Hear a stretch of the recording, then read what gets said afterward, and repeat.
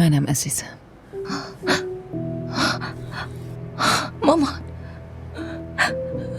نکن من دخترم. فکر کردم یه کابوسه و فراموشش کردم، اما این واقعیت بوده.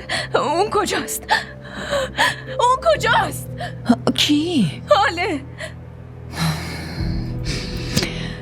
تو از دیشب هیچی نخوردی. پاشو صبونتو بخور. اون کجاست؟ اون کجاست؟ اون توی اتاق حمزه است مگه نه؟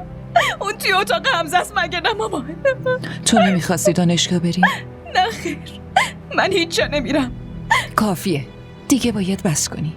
هیچی مهمتر از درست نیست. پاشو و حاضر شو. حاضر شو دخترم. من برات صبونه درست میکنم. آفرین دخترم.